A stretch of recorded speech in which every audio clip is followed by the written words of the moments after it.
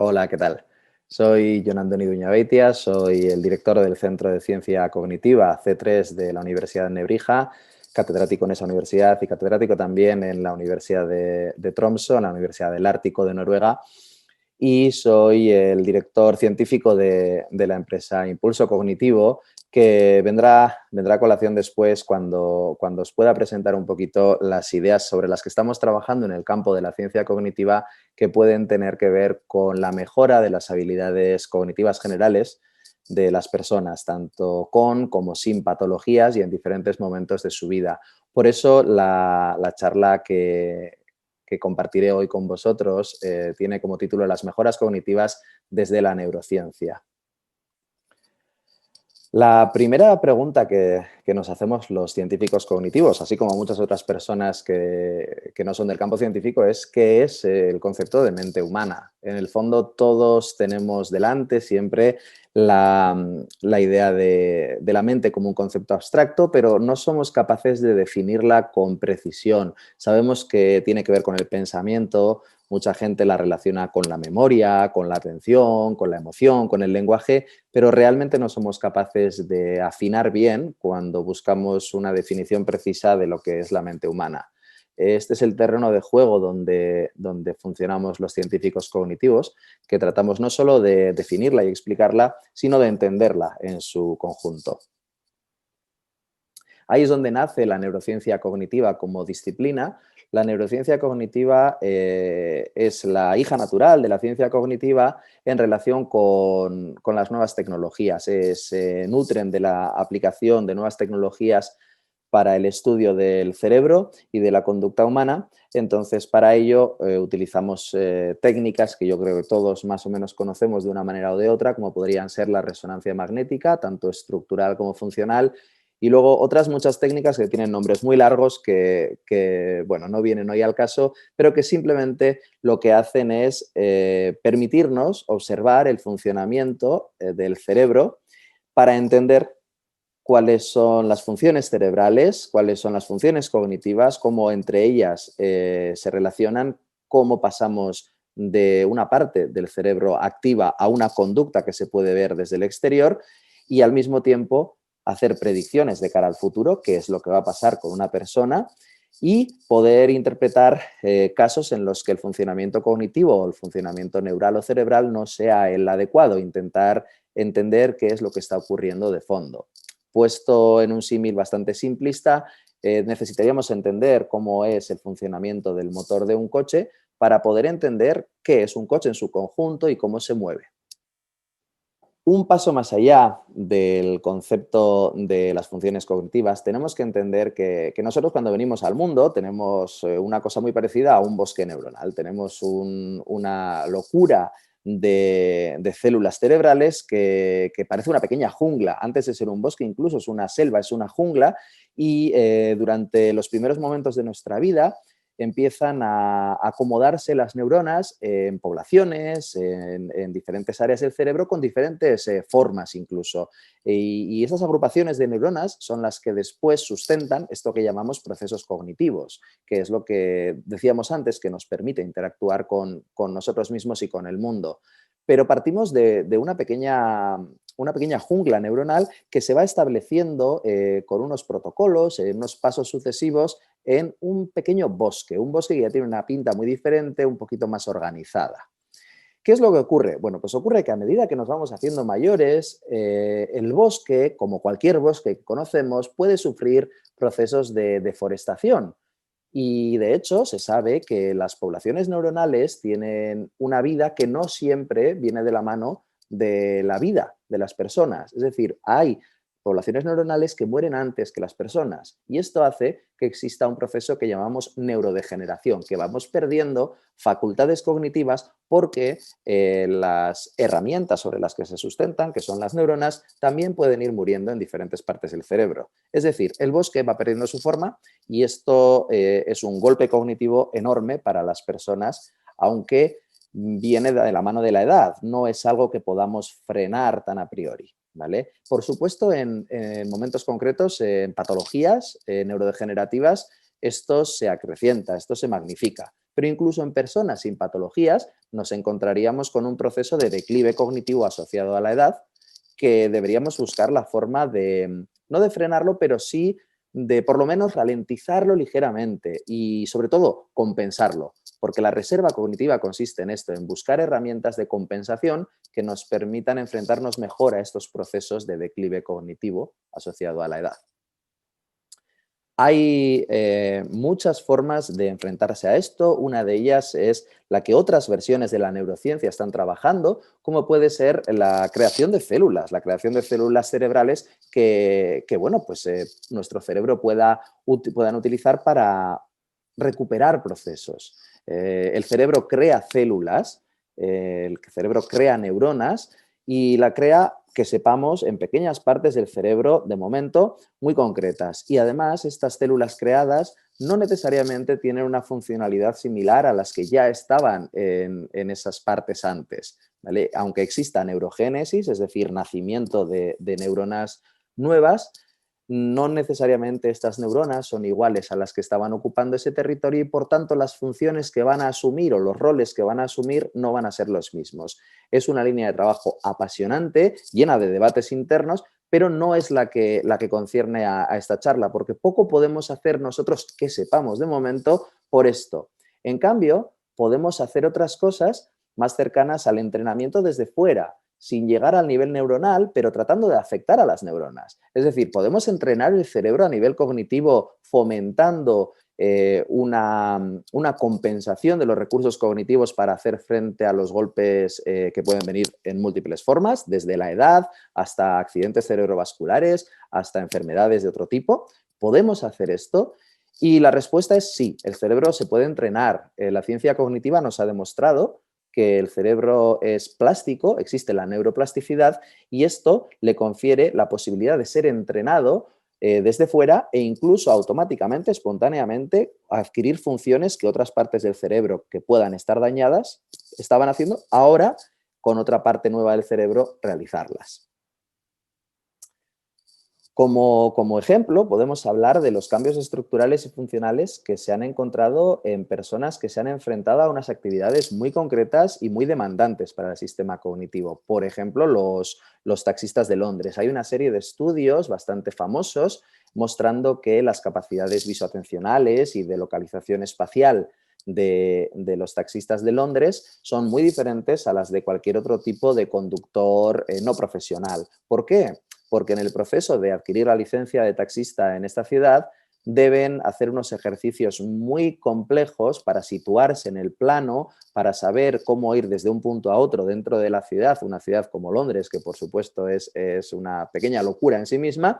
Bueno, pues este proceso de aprendizaje, de navegación en el plano y de entrenamiento para la conducción, planteándoselo en 2 dimensiones, en cómo moverse por un mapa a nivel cerebral, a nivel mental, hace que estas personas tengan unas habilidades cognitivas, no solamente partes del cerebro diferentes, sino funciones del cerebro ligeramente mejores que las que podríamos tener los conductores normales, no entrenados.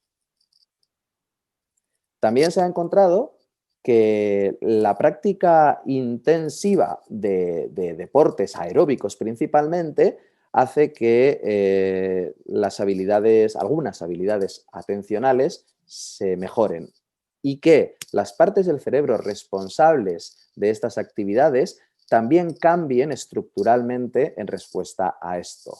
¿Qué quiere decir?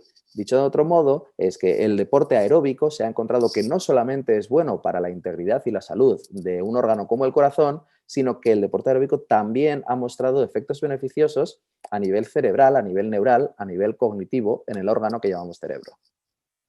Y cosas un poquito más cercanas al campo educativo, podríamos pensar en el gran cambio que sucede tanto funcional como estructuralmente en el cerebro durante la etapa escolar. El mayor tatuaje cerebral que se llevarán los niños y niñas que están en la escuela, debido a algo que se aprende dentro, algo que te forman dentro de la escuela, es el debido a la adquisición de la lectoescritura. Los niños y niñas cuando entran en la escuela generalmente no tienen una exposición tan formal o reglada a la letra escrita y el proceso de adquirir esta mecanización de la asociación letra-sonido, grafema-fonema, hace que, bueno, requiere unos recursos tan grandes del cerebro, una reconfiguración tal en el cerebro que acaba dejando un pozo estructural, cambiando la configuración física del cerebro ligeramente y, sobre todo, dotándonos de una función que es crítica después para nuestra vida, como es la capacidad de leer. Y en los últimos años ha existido un debate bastante grande sobre si la adquisición de lenguas diferentes a la lengua nativa o a las lenguas nativas podría también tener un impacto positivo como entrenamiento cognitivo, como entrenamiento cerebral. Hay mucha evidencia mostrando cambios físicos en el cerebro asociados a la adquisición de una lengua diferente de la que hablamos en casa, por ejemplo, el inglés. Aprendemos inglés en los centros escolares y esto puede hacer que mi cerebro se entrene para hacer frente a la dificultad de negociar entre varias estructuras sintácticas, léxicas, etcétera. Y no solamente la función que adquiero, que es la capacidad de comunicarme en una nueva lengua, sino que el órgano de fondo, el cerebro, se entrena de tal manera que incluso se han encontrado cambios físicos en él. Entonces, vemos la posibilidad de entrenar el cerebro. Ocurre un entrenamiento casi espontáneo en algunos casos, como puede ser en la lectoescritura, en la adquisición de la lectoescritura. Todos pasamos por esa fase, entonces no es algo tan premeditado para entrenar el sistema cognitivo, pero tiene un impacto en el sistema cognitivo y en el sistema que lo sustenta, que es el sistema cerebral. ¿Podemos pensar en un entrenamiento cognitivo que, bien planteado, mejore las habilidades de las personas? La respuesta es que sí, sí con limitaciones, sí con asteriscos. Lo que tenemos que plantear siempre es que cualquier entrenamiento que vaya orientado hacia la mejora de habilidades cognitivas tiene que estar enfocado a un target ideal, que es el punto central de una red. No, se sabe que el entrenamiento de diferentes constructos cognitivos está limitado en el impacto general que va a tener. Dicho de otro modo más sencillo, si yo entreno una cosa, voy a hacerme mejor en esa cosa, ¿vale? La capacidad de generalización de los entrenamientos cognitivos es un poco limitada. Por lo tanto, tengo que elegir muy bien qué voy a entrenar. Tiene que ser algo que sea clave para el sistema cognitivo y, sobre todo, clave para la persona en su vida, porque sé que voy a mejorar lo que voy a entrenar, pero no necesariamente todo el sistema cognitivo. Con lo cual, a la hora de pensar en cuál va a ser el target del entrenamiento, tenemos que buscar la piedra clave de la ciencia cognitiva. A día de hoy, esa piedra clave hemos descubierto que son las funciones ejecutivas.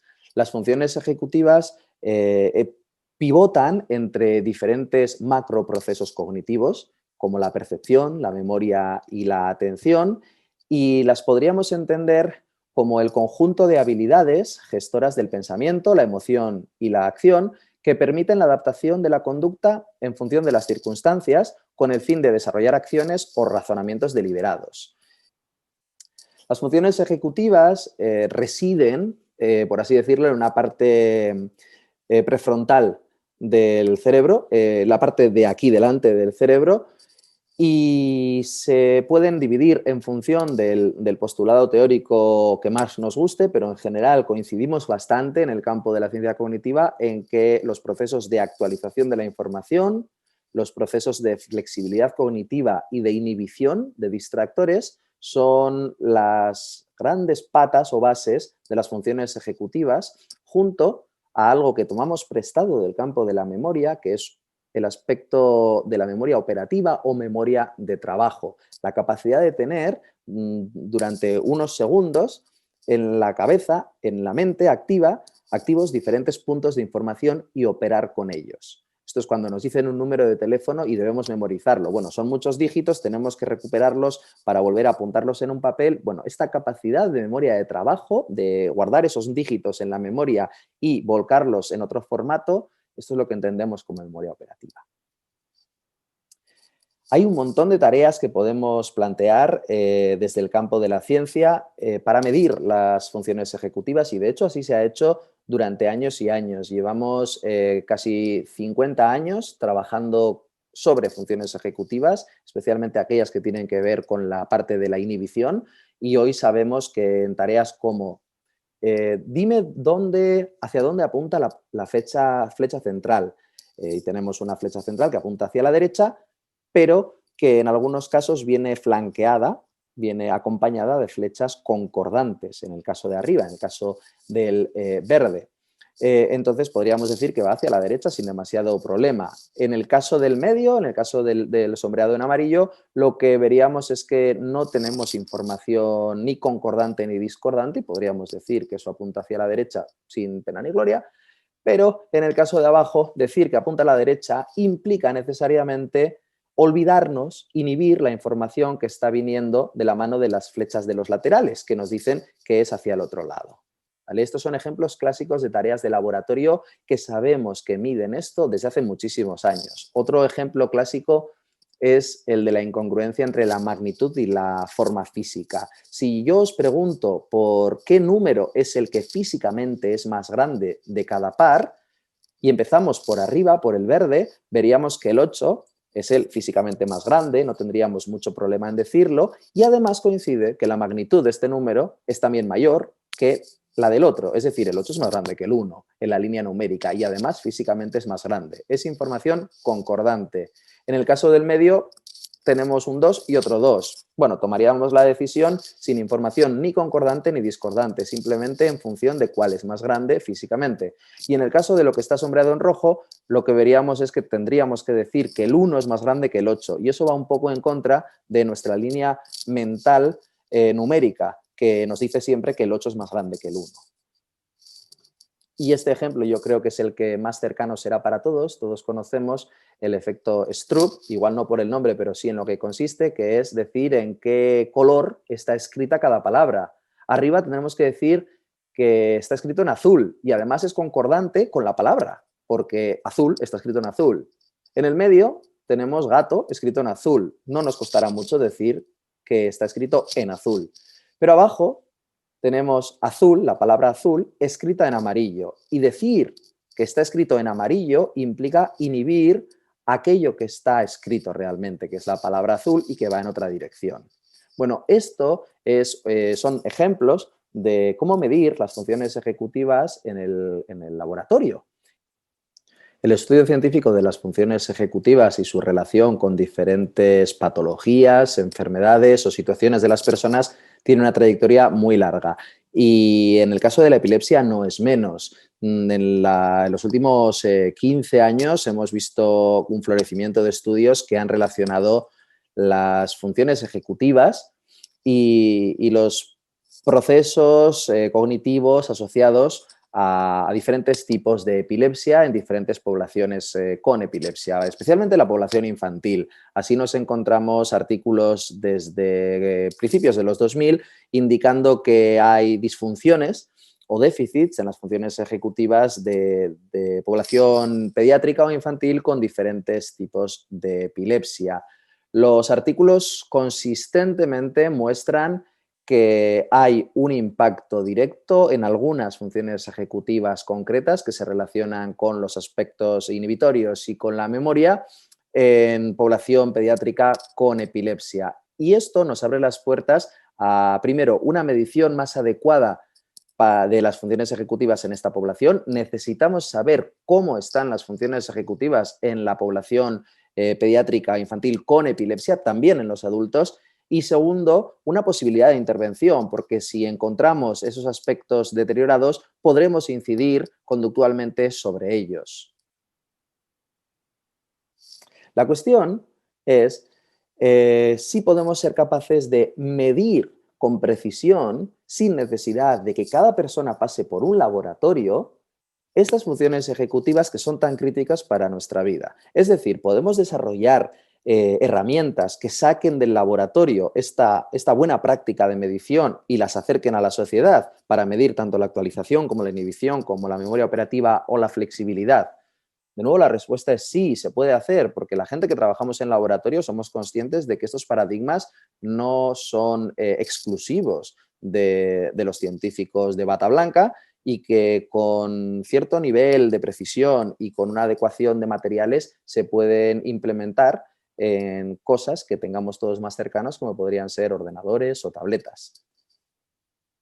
La idea del perfilado cognitivo es muy similar a la del estudio de la eficiencia energética de una casa.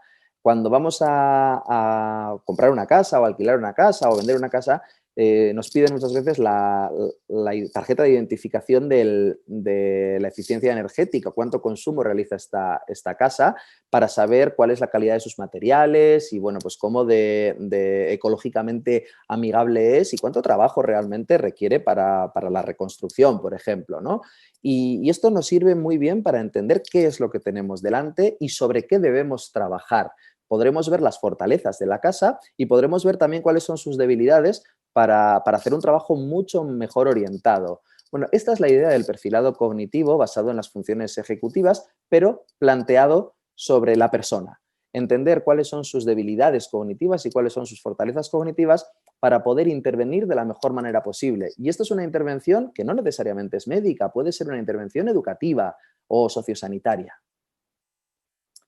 ¿Y cómo podemos hacer esto? Primero sacándolo del laboratorio. El laboratorio fijo, el laboratorio conocido de los científicos, paredes blancas y batas blancas, ha de romperse, ha de abrirse para poder presentar esta información a la sociedad, al usuario final, de una manera mucho más sencilla. Para eso podemos utilizar lo que los científicos entendemos como laboratorios móviles, que son los dispositivos de nuevas tecnologías que todos tenemos un teléfono, todos tenemos tabletas o ordenadores al alcance, al menos en los países desarrollados. Bueno, ¿por qué no desarrollar modos de testeo de perfilado cognitivo basados en estas plataformas o en estos dispositivos?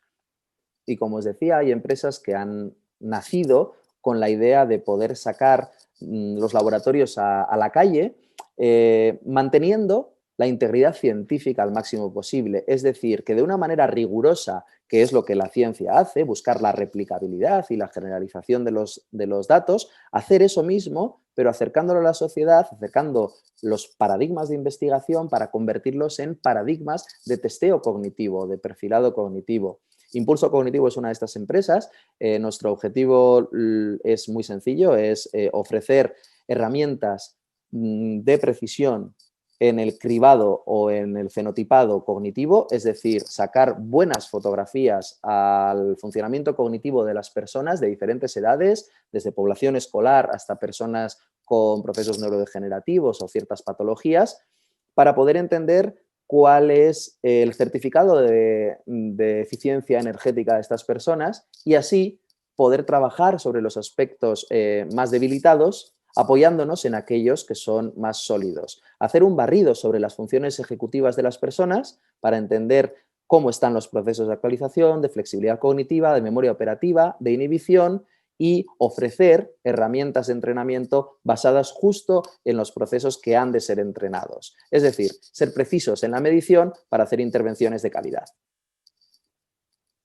Y esto es uno de los múltiples ejemplos de cómo algo que empieza en el campo de la neurociencia, a nivel científico profundo, de laboratorio, puede ayudar a mejorar procesos educativos, porque si somos capaces de orientar nuestro trabajo fundamentado en la detección de las fallas, la detección de los puntos a mejorar y apoyándonos en las fortalezas, seremos capaces de ofrecer un sistema educativo sociosanitario hecho a la medida de cada persona o de cada paciente o de cada alumno en cada caso. Y para eso es fundamental que estemos todos en el mismo barco. Yo creo que la clave de esto es que tanto investigadores básicos como investigadores aplicados, como gente que está en activo en el campo psicosocial, educativo, biomédico, nos pongamos a trabajar de la mano para juntar herramientas y, sobre todo, ofrecer la mejor respuesta posible a las necesidades de cada persona, ya no de cada colectivo, sino de cada persona. Y esa persona puede ser, como decía, un paciente o un estudiante o una trabajadora o una ciudadana. Y estamos todos ahí para crear una respuesta integral, que es lo que yo creo que ha faltado durante mucho tiempo. Atender, poner a la persona en el centro y que cada uno aporte su conocimiento para poder responder de la mejor manera posible a las necesidades que pueda surgir. Los neurocientíficos o los científicos cognitivos somos una pata en todo esto. Por supuesto, no somos ni la más importante ni la única, pero sí debemos estar ahí junto con otros agentes, como pueden ser las familias, los servicios médicos, las empresas que ofrecen productos bien orientados o la política incluso. Y bueno, decir que simplemente estos son los primeros pasos de traslación de la información desde la ciencia cognitiva a la sociedad, pero que confiamos en que sea una carrera de larga distancia y que nos gustaría que mucha gente nos acompañase en este proceso. Muchísimas gracias.